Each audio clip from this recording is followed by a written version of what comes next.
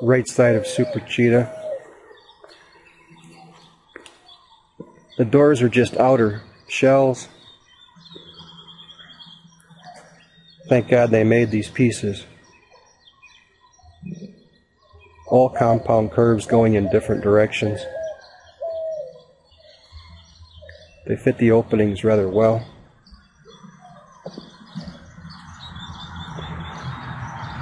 Another hole. These holes will all be welded closed. The back window still has the writing where approximately it was going to go. There's going to also be a rear hatch that opened with a pull cable from inside the car.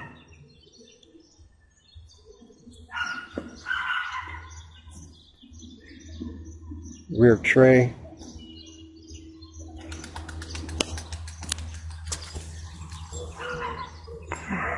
Very unusual rear style.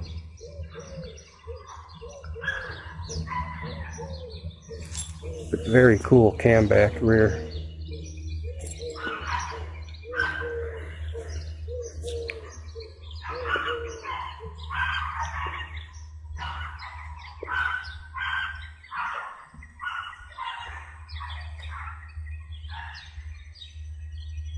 Chevrolet's decision to pull the funding on this, it was obvious.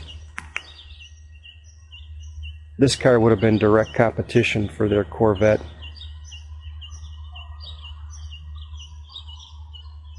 And if this car would have been completed and gone racing in Europe, like Bill had planned, history would definitely be different.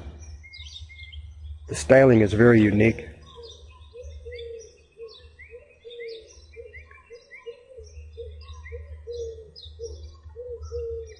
Chassis has 7 degrees of angle built in it for the front suspension, unlike the first design.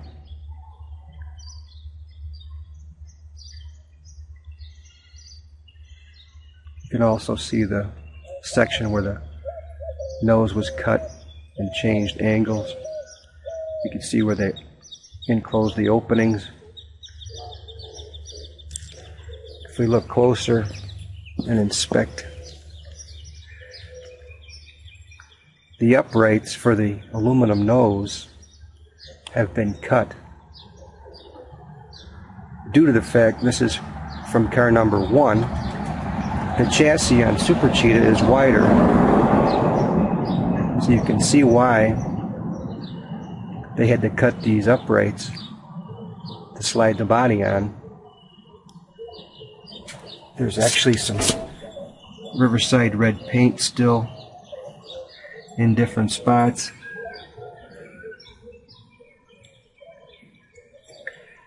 There's still the hinge plate riveted. First generation Cheetah, the nose hinged. The holes are still there. There's marks where it was bolted. There's no question this was on the prototype first generation Cheetah. Steering rack moved to the rear. Rear steer.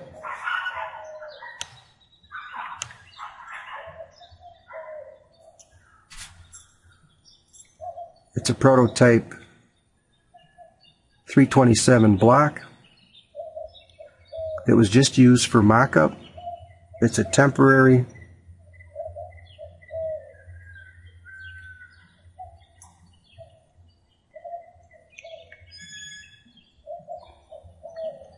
This car was designed and being built for the FIA homologation, which we all know did not happen.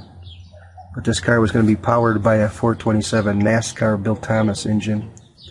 At the time was top secret.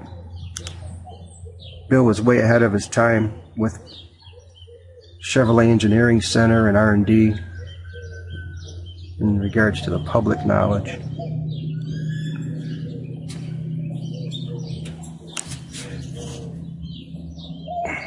Also, the holes for the louvers, you could see where they were welded closed on this nose. Interesting.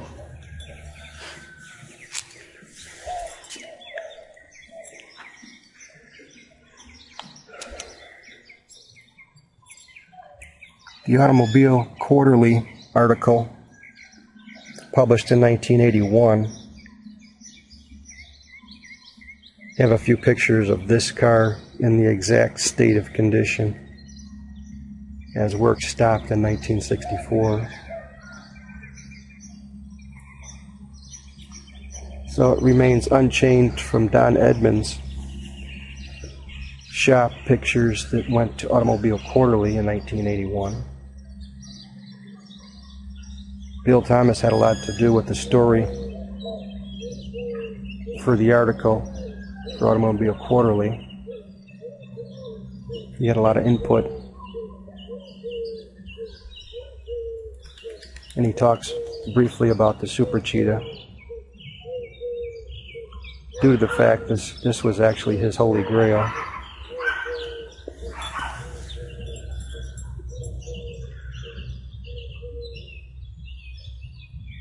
It was a pivotal point in his career to accomplish this, and Chevrolet failed him.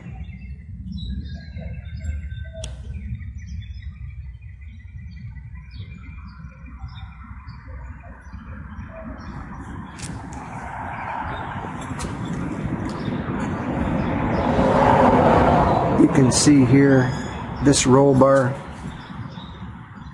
was cut out of a Cheetah, which number 1 was wrecked. And the only thing left was the roll hoop. So this was tack welded into the Super Cheetah. All this framework was done to hold up the aluminum body. It's just a temporary structure to hold it up. All this will be cut off. We're going to attempt to pull this body off in the next few days so we can start looking at the chassis better.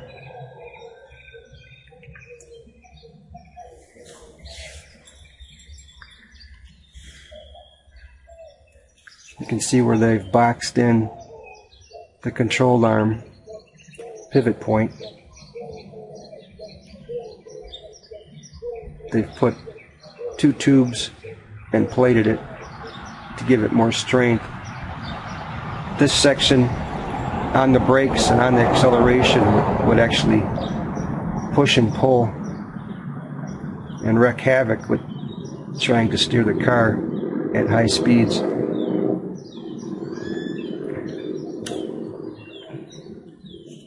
They put a piece of plywood in the floor here just because all of the famous drivers would come in and want to sit in it and take pictures. It was just a temporary thing. That's actually part of the transmission tunnel. It's the forward piece. It's a little different than the 63 design, but it looks like it was actually used in a Cheetah at one time.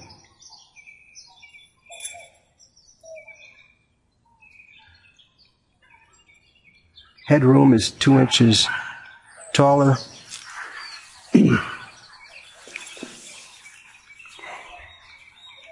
From the first design.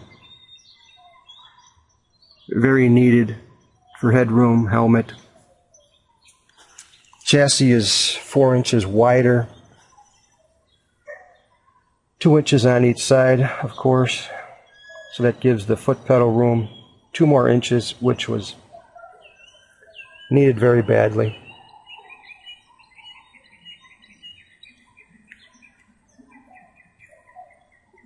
So right where your knee would be, they widened the chassis.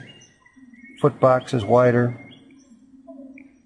Headroom taller.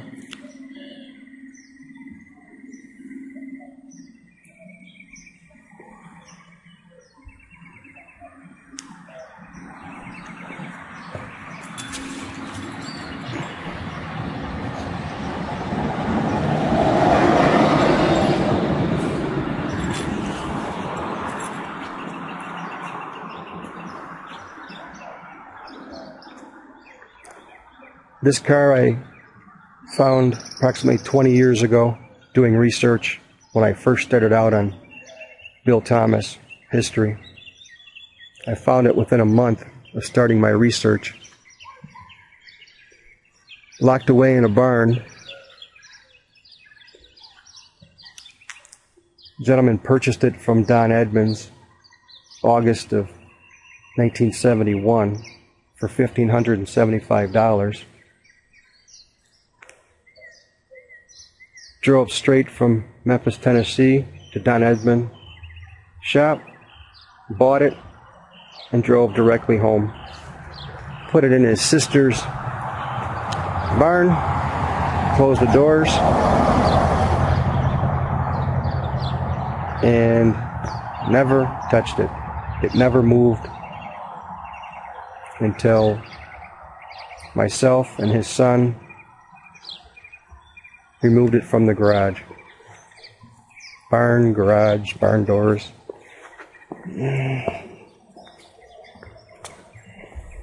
Yes, it still says Super Cheetah. Was given this name sometime in '64. Bill Thomas had heard about the Ford Super Coupe coming to go to Le Mans that Peter Brock was working on, Darrell Shelby and Ford.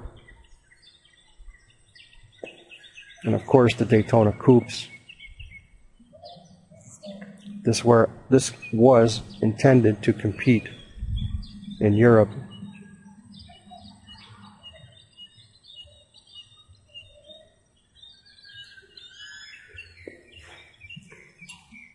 This Cheetah was the answers to a lot of the problems they had in the early design of the first chassis. Also, the body has provisions now for a glass windshield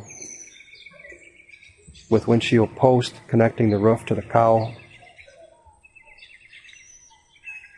The doors are much larger in width, length, for ease to get in and out of the car, which was a problem. You had to be Houdini to get in the '63 first design Cheetah. But they were built around a skinny driver in the '60s, and this was common for race cars. Everything learned from the '63 Ford Cheetah is incorporated into this Super Cheetah. This was Bill Thomas's pride and joy.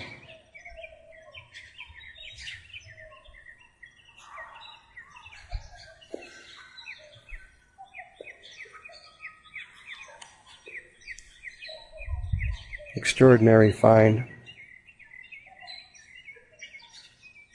Purchased September 10th of 2011